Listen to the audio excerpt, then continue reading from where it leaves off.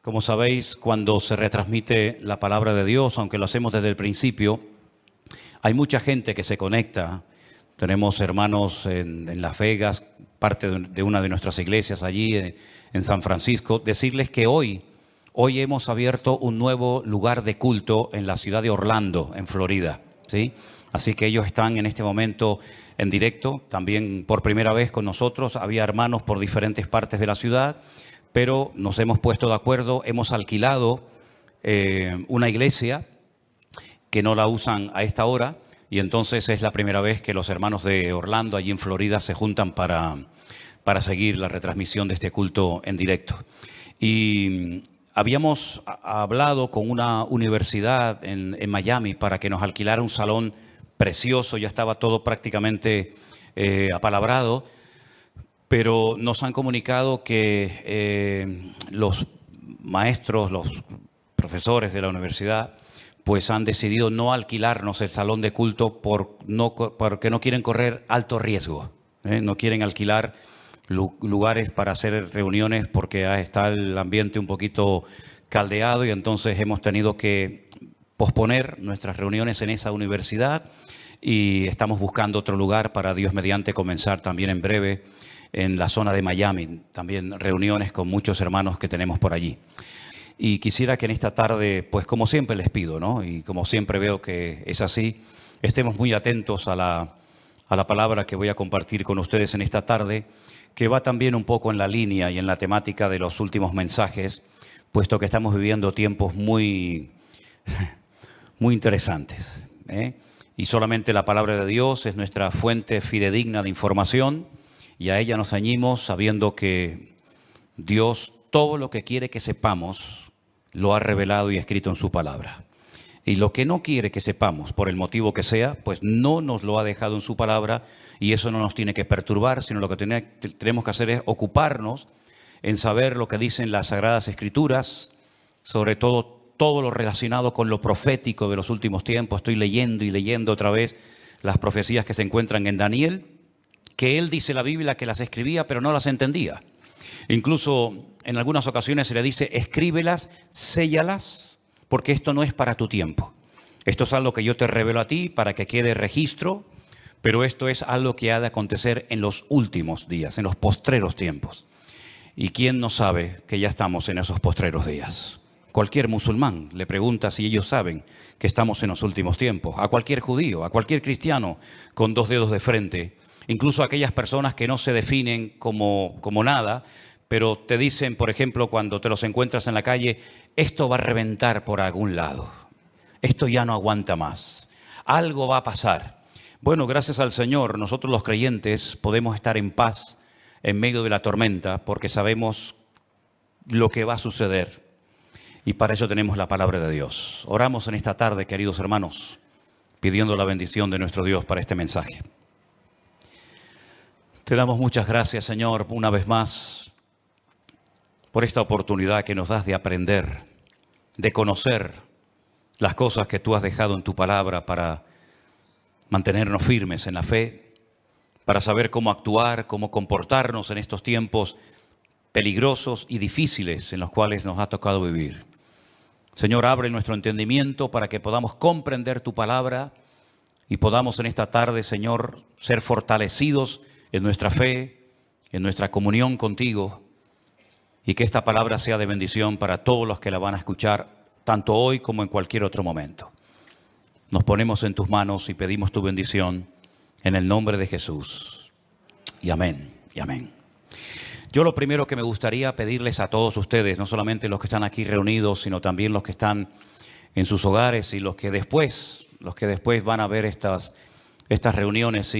No sé si se han dado cuenta, pero en las últimas semanas han habido centenares, cientos de miles de personas que, debido a todo lo que está ocurriendo, se han metido en, seguramente en muchas otras páginas, ¿no? Pero yo hablo de lo que nos atañe a nosotros, a ver qué es lo que está sucediendo, a ver qué es lo que está pasando. Tenemos ya mensajes en nuestro canal de YouTube que tiene casi 4.000 mensajes. Tenemos mensajes que ya pasan de los 2, 3, 4, 5, 6, 7, 8, 9 millones de visualizaciones. Es algo increíble ver cómo Dios está despertando las conciencias de muchísimas personas en muchas partes del mundo, porque están realmente preocupadas, diciendo, ¿qué es lo que va a pasar? Yo ya digo, lo primero que les quiero pedir a todos ustedes es que mantengamos la calma, por favor. Veo a muchos creyentes nerviosos, angustiados, con miedo, y lo primero que tenemos que tener en cuenta es que el Señor es nuestra paz, que todo está bajo el control de Dios y que aquí no va a caerse ni una hoja de un árbol sin permiso de nuestro Dios. Así que mantengamos la calma, la serenidad, la paz y no dejemos que nada ni nadie nos perturbe. El Señor Jesucristo dice, en el mundo tendréis aflicción. Más claro agua, pero confiad, yo he vencido al mundo. Mi paz os dejo, mi paz os doy, no como el mundo la da. La paz de Cristo es una paz que a menos que tú la tengas no te la puedo explicar con palabras. Y mira que sé explicar muchas cosas y el Señor me ha dado, pues yo creo que algo de sabiduría para explicar muchas cosas de su palabra. Pero explicarte lo que es la paz de Cristo, sinceramente me faltarían palabras para poder explicarte lo que es vivir en cualquier momento y circunstancia de la vida, bajo la enfermedad de un hijo, bajo la muerte de un ser querido, en momentos de guerra, en momentos de necesidad, de crisis matrimonial, problemas de toda índole, explicarte lo que es tener en esas circunstancias la paz de Cristo, prácticamente es imposible hacerlo con palabras, a menos que usted tenga esa paz morando en su corazón. Así que, hermanos, recordemos lo que dijo el Señor, quiénes somos: la luz del mundo y la sal de la tierra. Si me permiten la expresión, guardemos la compostura en todo momento. Porque ahora se nos van a presentar muchísimas oportunidades y ocasiones para dar testimonio y explicarle a la gente, si es que lo sabes, lo que está sucediendo y cómo va a terminar todo esto. Porque la Biblia no solamente te dice cómo va a empezar todo, cómo se va a desarrollar los acontecimientos, sino que además te dice cómo van a terminar los acontecimientos. Y lo que de entrada te puedo decir es que el mundo nunca más volverá a ser el mismo a partir del 7 de octubre. Nunca más Oriente Medio volverá a ser lo que fue. Europa nunca más volverá a ser lo que ha sido. El mundo espiritual ha cambiado radicalmente. Te lo voy a intentar explicar esta tarde. Porque todo lo que nosotros vemos que está sucediendo en este nivel, en esta dimensión de lo natural, es simplemente, como he dicho muchas veces, y lo repito, un reflejo del mundo espiritual. El mensaje de hoy yo lo he titulado ¿Palestina o Israel? Porque se está oyendo mucho hablar en los últimos días, semanas, acerca de Palestina, de Israel y de Palestina. Y yo tengo que hacer un pequeño alto en el camino antes de entrar en lo que va a ser en sí el mensaje y decirte que no hay que ser ni judío, ni musulmán, ni creyente, ni cristiano, ni nada, para saber que nunca, jamás en la historia hubo un Estado llamado el Estado palestino. Nunca existió tal cosa, jamás. Te voy a decir de dónde viene y quién le puso ese nombre a ese territorio de Palestina. Antes de que los judíos llegaran a ese país y declararan el Estado judío de Israel, como se llama, en 1948, estaban los ingleses en aquel lugar. Después de la Primera Guerra Mundial se repartieron el mundo las naciones vencedoras. Y a Inglaterra le tocó lo que ellos llamaban en aquel tiempo Palestina. Así es que no sacaron de allí al pueblo palestino, porque nunca existió un país llamado o un pueblo llamado palestino, jamás. Entonces sería antes de los ingleses, pues tampoco, porque antes de los ingleses estaban los otomanos. Y sabéis que en ese país han estado todos, los omeyas, los árabes, los bizantinos, los hasmoneos, los griegos, los romanos, prácticamente todo el mundo ha estado por allí. Los cruzados con aquellas cruzadas, y decirles incluso que hasta el rey de España es el único rey del mundo que tiene el título de rey de Jerusalén, por si no lo sabían. Es decir, que por ese pequeño territorio, que es un cruce entre lo que se consideraba la Mesopotamia y Egipto o la salida al mar Mediterráneo, jamás ha habido un Estado palestino, nunca. No sé si en algún momento lo habrá, pero jamás en la historia ha existido tal cosa. ¿De dónde viene entonces el tema o el término Palestina? Realmente el título, el nombre de Palestina fue un castigo del Imperio Romano a los judíos. Me explico. En el año 132 después de la era de Cristo, después del nacimiento de Cristo, hubo un hombre llamado Bar Kokhba. Su nombre significa hijo de la estrella, Bar, hijo, Kokhba, estrella. Bar Kokhba era un judío que fue declarado el Mesías, el verdadero Mesías de Israel. Ustedes saben que el sueño dorado de Israel ha sido la restauración de la monarquía con un rey descendiente de la tribu de Judá. Y este tal Bar Kokhba, el hijo de la estrella, fue apoyado de una forma tremenda por un rabino muy famoso de la época llamado Rabí Akiva. Rabí Akiva, haciendo una pésima interpretación de un texto del Antiguo Testamento donde dice que el hijo de la estrella, hablando del verdadero Mesías, reinaría, apoyó de una forma tremenda a Bar Kokhba y emprendió una rebelión en contra del Imperio Romano. Y durante un par de años logró crear, entre comillas, un pequeño, país independiente que era la región o la provincia del sur de Judea. Los romanos no le iban a permitir ni a Bar Kokhba ni a nadie que pisotearan a Roma, que humillaran a Roma. Y entonces emprendió una matanza, una guerra terrible contra este líder religioso político y lo desmenuzaron. En aquellas guerras se cuenta que murieron más de 580.000 judíos. Una barbaridad. 580.000 judíos perdieron la vida, incluido el Bar Kokhba este. ¿Por qué se produjo esta rebelión? Bueno, hay varios factores, varios motivos. El primero es porque el Imperio Romano había prohibido practicar la Brit Milá, el pacto, la circuncisión. No se podían hacer circuncisiones en Israel y sabéis que eso es algo sagrado, incuestionable. No se negocia el circuncidar sí o no a un varón. Eso es algo que nadie cuestiona. Incluso los judíos ateos lo hacen con sus hijos. Todos lo hacen. Sean creyentes, practicantes o no. Y eso estaba prohibido. Estaba prohibido la celebración del Shabbat, el día de reposo para el pueblo de Israel en aquel tiempo.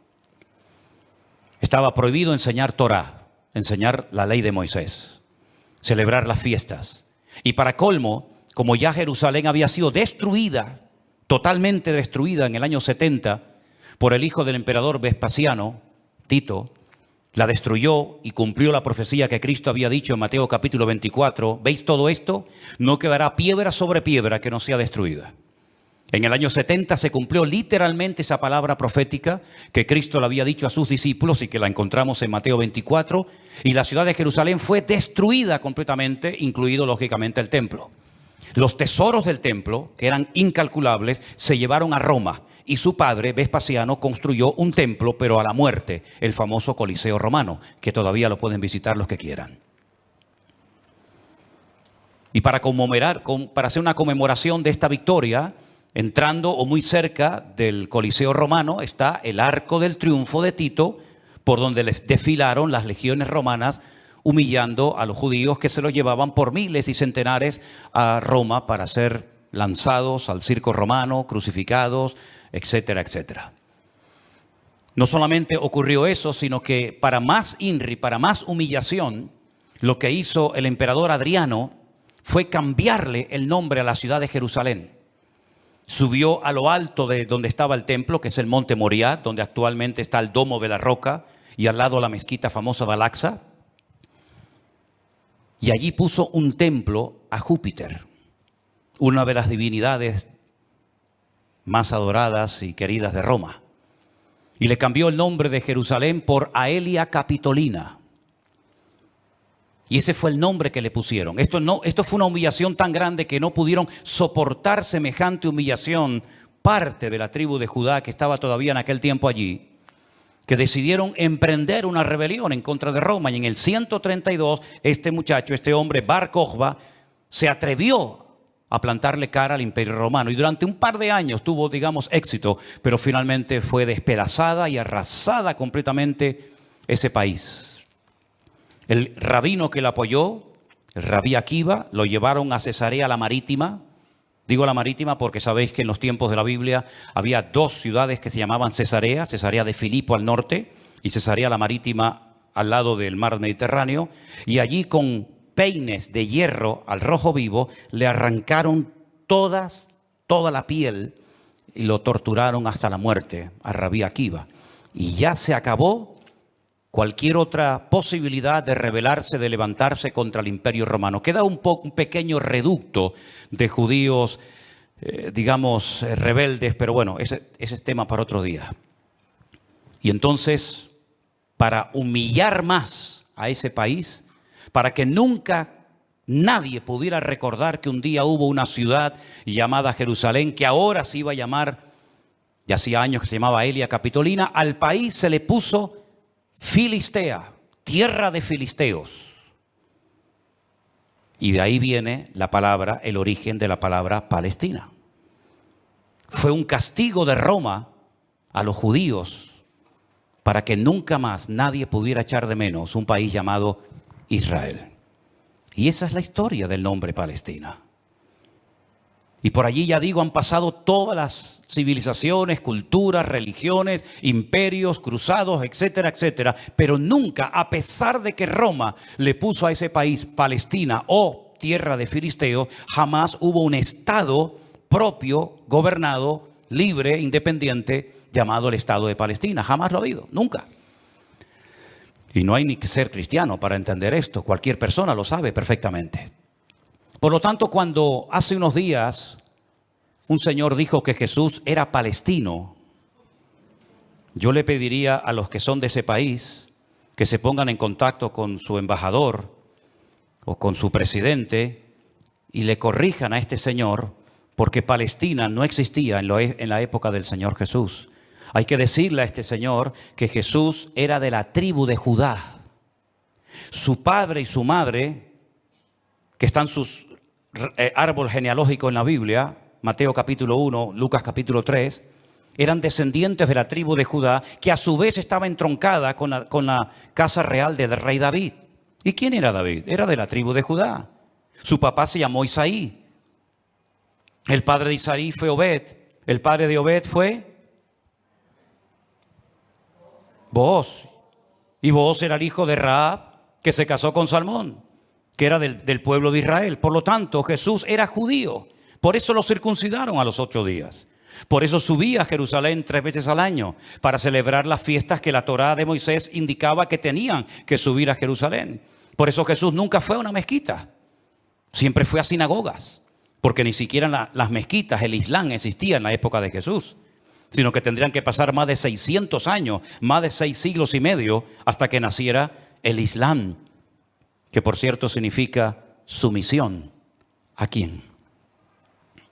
Lo interesante es que el Señor Jesucristo, cuando es juzgado por sus enemigos, en este caso los romanos, el que lo sentencia a muerte, ordena poner encima de la cruz un título escrito en 3 lenguas: latín, griego y árabe. Si ustedes me dejan que siga, tienen un problema, porque he dicho un disparate y ustedes no han dicho nada. Y ustedes no tienen que permitir que yo ni nadie diga disparates en este púlpito. Eso es. Entonces corríjame cuando digo algo mal, no tengan miedo. El Poncio Pilato dijo: de encima de su cruz tienen que poner un cartel en latín, el idioma de los romanos, en griego, la lengua internacional de la época, y en hebreo, que es el idioma que habla este pueblo, que diga: Jesús Nazareno, rey de los judíos. No dijo rey de los palestinos, no dijo rey de los árabes, dijo rey de los judíos, que eran los que vivían allí. Porque dice Juan capítulo 1 que a los suyos vino y los suyos no le recibieron. Y los suyos eran judíos que estaban viviendo en aquel momento bajo la opresión, bajo el yugo del imperio más terrible que jamás ha existido y el más longevo, que fue el imperio de Roma. Así que de ahí viene todo esto del nombre Palestina y filisteos y todo esto, queridos hermanos. Pero nunca, repito, ha existido un Estado palestino. Cuando en 1948 las Naciones Unidas decidieron partir el país en 2, Israel dijo: estamos de acuerdo. Si los árabes que en ese momento habitaban en ese país, que la mayoría eran de origen jordano, el país que estaba al lado, porque no sé si saben que, por ejemplo, la explanada de las mezquitas arriba, en el monte Moriat, en el monte de Moriat, eso está bajo protectorado de Jordania. Y cuando tú ves a los ancianos caminando por las calles de la ciudad vieja de Jerusalén, la mayoría de ellos llevan un pañuelo de cuadraditos blancos y rojos, que es el pañuelo de Jordania. Porque Palestina no representa a nadie, sino ellos eran de origen jordano, ¿verdad? Y es interesante notar que Israel en ese año decidió quedarse con los territorios que las Naciones Unidas decidieron darle. Y los árabes dijeron rotundamente no. Que yo digo, si hubieran sido listos en ese momento, hubieran dicho, vale, nos quedamos con la mitad y ya con la mitad, ya que es mía, después podemos hacer otro tipo de presiones, pero por lo menos ya tengo la mitad. Y es que si dices que no, al final no vas a tener ni lo que tenías. Durante todos estos años, desde 1948 hasta hoy, ese país siempre ha estado en guerra, o preparándose para una guerra, como dicen allí. Y la cruda realidad es que ese pequeño pueblo ha ganado todas las guerras. No ha perdido ni una. Ha desbaratado naciones tremendamente poderosas con un poderío militar espectacular. Y cada vez que gana, lógicamente, extiende el terreno.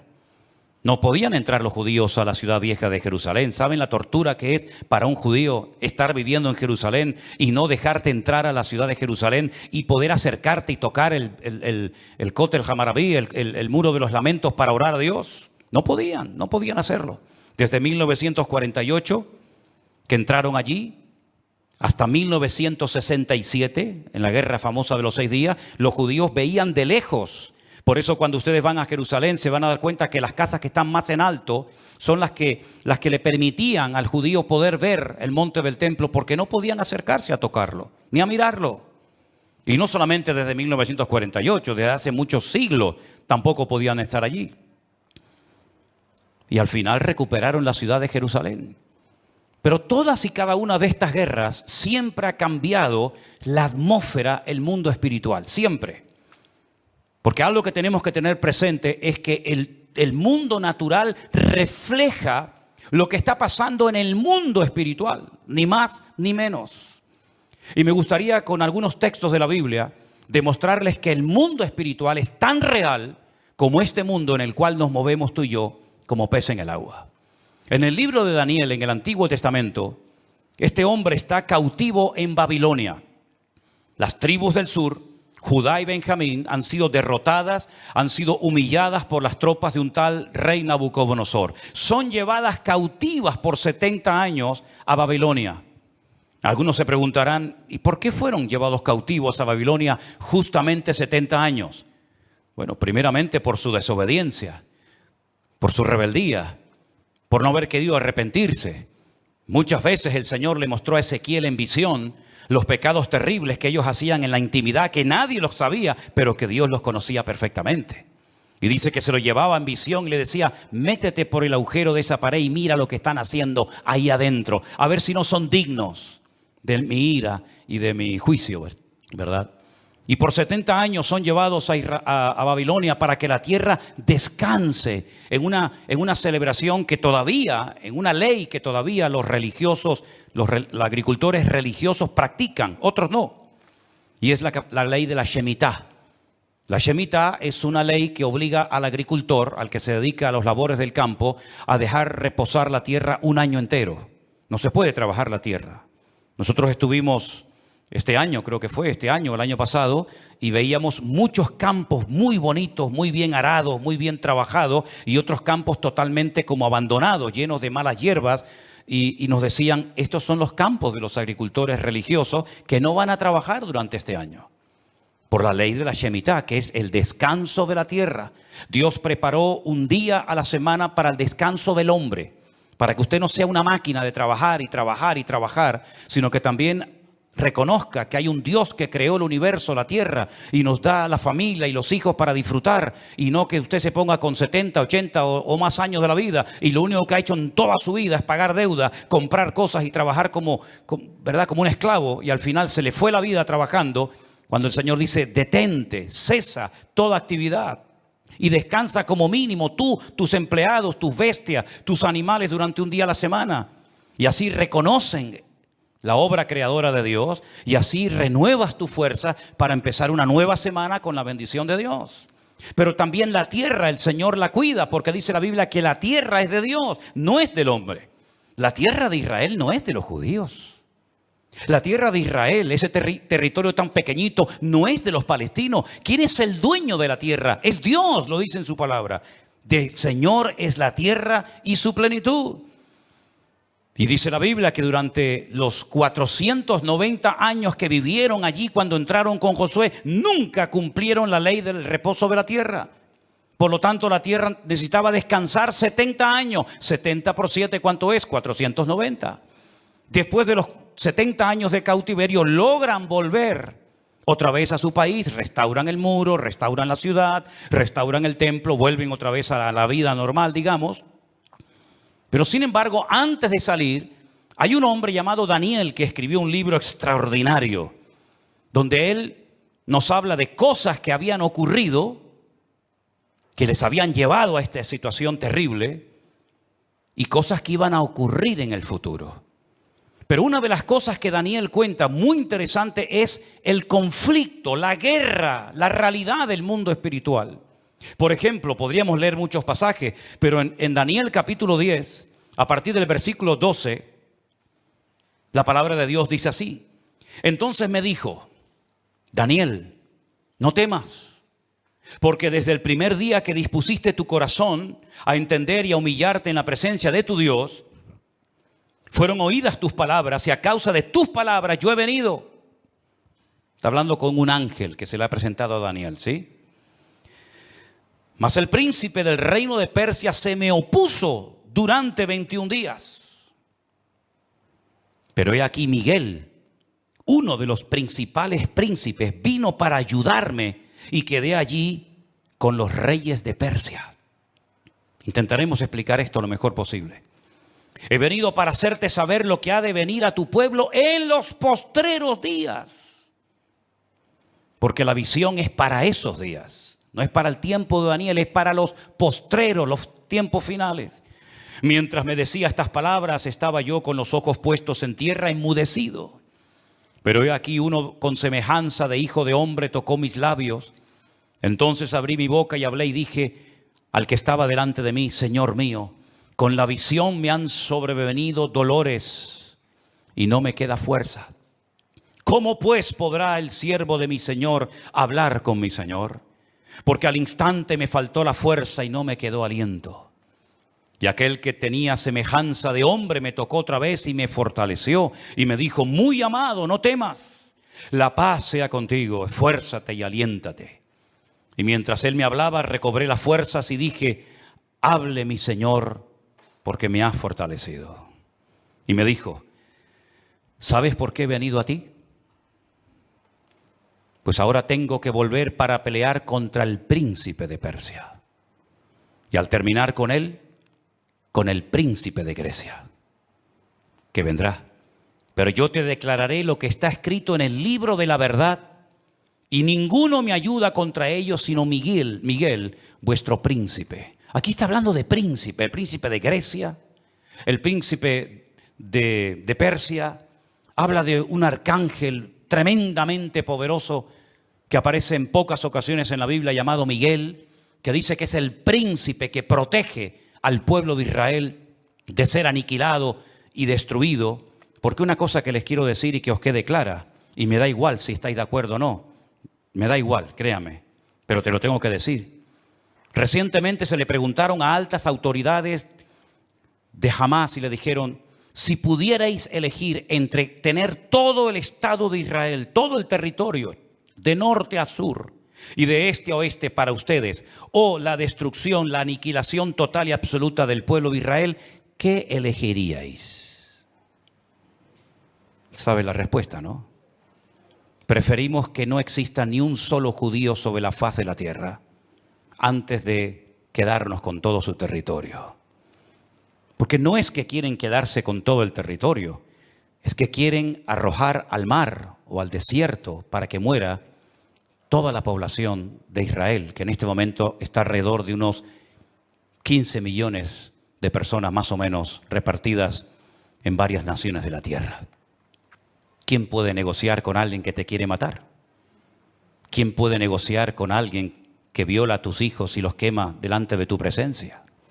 ¿Quién puede negociar con alguien que le abre el vientre a una mujer embarazada y le saca a su hijo que aún está con vida? ¿Quién puede negociar con alguien que te odia y que el sueño de su vida es destruirte a ti y a toda tu descendencia? ¿Quién puede negociar con semejantes salvajes? Fijaros que ya no digo animales, como decía hasta el otro día, porque no quiero ofender a los animales. Pero aquí encontramos una realidad espiritual. Daniel estaba orando, estaba ayunando por 21 días, 3 semanas seguidas, y la respuesta a su oración no venía la respuesta a su oración. Y finalmente se le presenta un ángel y le dice: desde el primer día que te pusiste a orar, tu oración llegó a la presencia de Dios. Y entonces, ¿por qué no vino la respuesta? Porque el príncipe de Persia se me oponía. Había interferencias, por decirlo de alguna manera, en el mundo espiritual. ¿Quién es el príncipe de Persia? Un poder espiritual, un príncipe de las tinieblas que no quería que Daniel recibiera la revelación y la información de lo que le iba a pasar a su pueblo a corto y a largo plazo. Y con esto coincide lo que se ha leído esta tarde desde este mismo púlpito, la famosa armadura del cristiano en Efesios capítulo 6. Donde el apóstol Pablo dice: nuestra lucha ahora como creyente no es contra sangre y contra carne, no. Esa ya no es nuestra batalla, esa ya no es nuestra lucha. Nuestra lucha, que existe y es real, es contra principados y contra potestades, contra los gobernadores de las tinieblas, contra huestes espirituales de maldad en las regiones celestes. Y por eso Pablo describe la armadura del soldado romano, pero dándole como una aplicación para que el cristiano pueda vivir en todo momento bien armado, bien preparado, bien listo para poder enfrentar ese conflicto espiritual que todo creyente sabe perfectamente que está librando. Fijaros que las últimas palabras del apóstol Pablo cuando escribe a Timoteo le dice: he peleado la buena batalla. No ha sido fácil llegar hasta la meta, Me han torturado, me han apedreado, me han puesto en la cárcel, etcétera, etcétera. Y he peleado la buena batalla y he acabado la carrera. A Timoteo, cuando está pasando un momento de desánimo, de caído en su espíritu por las presiones y las luchas que está llevando a cabo en la iglesia que está pastoreando en Éfeso, le dice: pelea la buena batalla, echa mano de la vida eterna, sufre penalidades como buen soldado de Jesucristo. Yo sé que por ahí se ha predicado un evangelio aguado, un evangelio donde ven a Cristo y todos los problemas se te van a solucionar. No es verdad. Dios te va a dar gracia, paz y fortaleza en medio de los problemas. Pero muchos problemas no van a desaparecer por el hecho de que ahora usted se ha convertido a Cristo. Si le han predicado otra cosa, no es mi problema, pero sí es mi responsabilidad decirle que la vida no es fácil, ni para el ateo ni para el creyente. Y dice la Biblia que cuando sale el sol calienta buenos y calienta malos. Y cuando hay guerras mueren buenos y mueren malos. Y cuando hay un naufragio mueren cristianos y mueren ateos. Y cuando hay un atentado, cuando hay un terremoto o cuando hay un tsunami, mueren cristianos, mueren blancos, mueren ricos, mueren todos. Porque es parte de la vida. Pero en medio de las tormentas y sufrimientos de la vida, nosotros sabemos que el Señor está a nuestro lado. Y eso es lo que nos da la fuerza para decir: Dios está conmigo porque yo sé en quién he creído. Miren a Job, y no me quiero ir del tema, pero miren a Job, un hombre que perdió a sus hijos, un hombre que perdió su salud, un hombre que perdió su patrimonio, toda la vida trabajando para tener 4 cosas y en un día las perdió todas, como le puede pasar a cualquiera, ¿o no? Sin embargo, cuando su mujer le dice: maldice a Dios, ¿qué tipo de Dios tienes tú? Que hoy te da y mañana te quita, ahora te sana y mañana te enferma. Y le dice: como cualquier persona incrédula, insensata, has hablado. Yo sé en quién he creído y aunque Dios me mate, yo lo voy a seguir adorando, porque yo sé que mi Redentor está vivo. Podemos tener paz en medio de la tormenta, podemos dormir en paz, como dice la Biblia: en paz me acostaré y asimismo dormiré. Porque solo tú, Señor, me haces vivir confiado. Y aunque un ejército acampe contra mí, no temerá mi corazón. Porque el Señor es mi luz y mi salvación. Son promesas que las hemos interiorizado en nuestra vida y no es como un mantra que lo tengo que repetir para autoconvencerme de que Dios está conmigo. Es que no me tengo que autoconvencer de nada. Él mismo me da testimonio a mi espíritu de que no estoy solo en medio de las luchas de la vida. Y el pueblo de Israel no es que sea el mejor pueblo del mundo, Yo no estoy aquí para hacer, digamos, una disertación a favor de unos que son muy buenos y otros que son muy malos. Yo no estoy aquí representando a nadie. Yo solamente represento a mi Dios. Y mi Dios no se casa con nadie. Y mi Dios ama a todo el mundo por igual. Y mi Dios no hace acepción de personas. Y todos los seres humanos, me da igual son palestinos, o son judíos, o son canarios, o son latinos, o de donde sea. Todos los seres humanos tenemos que arrepentirnos delante de nuestro Dios por nuestros pecados. Y aquí no hay ni buenos ni malos, sino que aquí cada uno tiene que ser consciente de que no hay justo ni aun uno delante de la presencia del Señor. El mismo Señor Jesucristo, y hoy lo leía en el Evangelio de Mateo, le decía a los judíos: si no os arrepentís, todos pereceréis igualmente. Por lo tanto, mis queridos hermanos, lo importante es saber que estamos en una guerra espiritual porque estamos a punto, y lo vamos a ver, que todo va a cambiar. La película que hemos vivido hasta el día de hoy, nuestra vida ha sido como una especie de película con diferentes actores, diferentes escenarios, ¿verdad? El escenario va a cambiar completamente. Los actores van a cambiar. El guión va a cambiar. Y cuando está a punto de producirse un cambio en el mundo significativo que afecta a miles y a millones de personas, hay siempre guerra en el mundo espiritual. Miren cuando Cristo nació, la guerra espiritual que hubo. Comenzaron a asesinar niños, ¿verdad? Comenzaron una serie de revoluciones porque cada vez que va a haber un cambio que va a afectar la economía, la política, la vida social, etcétera, siempre hay un conflicto espiritual tremendo.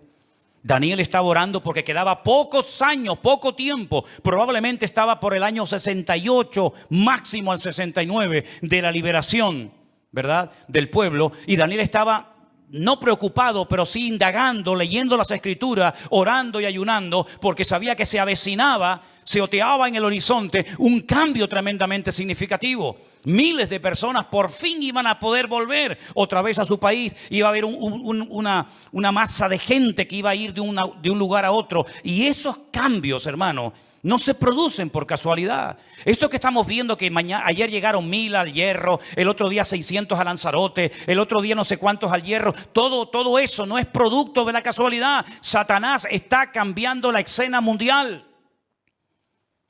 Y lo vamos a notar en pocos días, en pocas semanas. Esto va a ser completamente diferente. Y los que tengamos la oportunidad y el privilegio de volver a Israel, porque vamos a volver a Israel, no nos vamos a encontrar al Israel que hemos conocido por más de 20 años. Nos vamos a encontrar a la gente de una forma diferente, una actitud diferente, una atmósfera completamente diferente, porque estamos en una guerra espiritual tremenda. Cuando se lee la famosa armadura del cristiano, se enfatiza mucho que la espada es la palabra de Dios, el yelmo o el casco del soldado representa la salvación, el escudo representa la fe. Pero si ustedes prestan atención a esa armadura de la cual Pablo nos está hablando aquí en Efesios capítulo 6, lo primero que él hace cuando escribe la carta es orar para que los ojos de vuestro entendimiento sean alumbrados y tengáis espíritu de sabiduría y de revelación en el conocimiento de Él. Pablo dice que a los incrédulos Satanás les cegó el entendimiento. Y uno dice, ¿cómo? ¿Cómo es posible que gente tan inteligente, capaz de hacer cosas tremendas, cuando le hablas de la Biblia no se enteran de nada? Son como ciegos, como analfabetos espiritualmente hablando.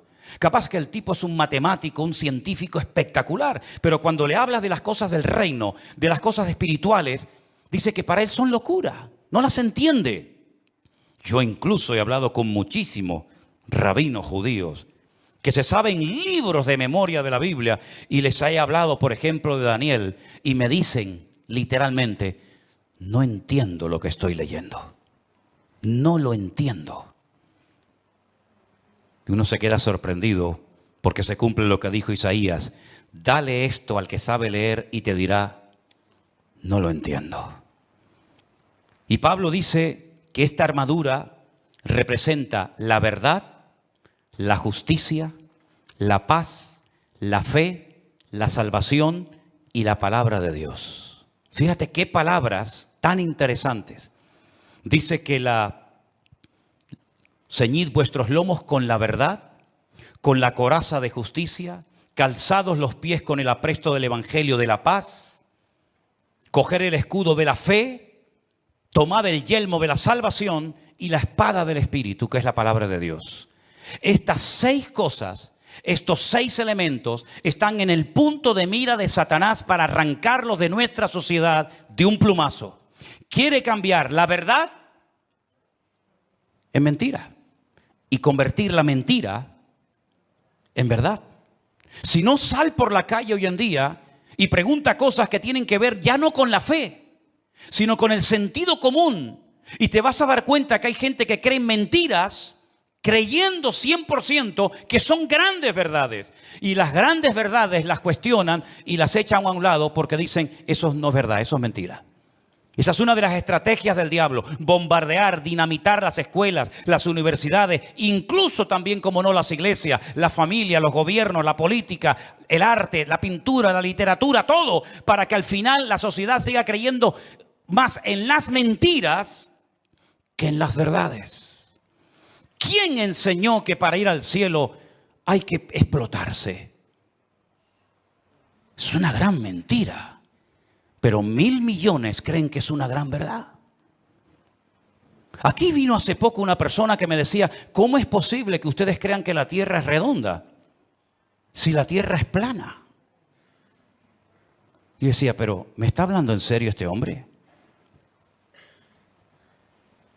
Quiere quitar la verdad y convertirla en mentira. La justicia la quiere convertir en injusticia.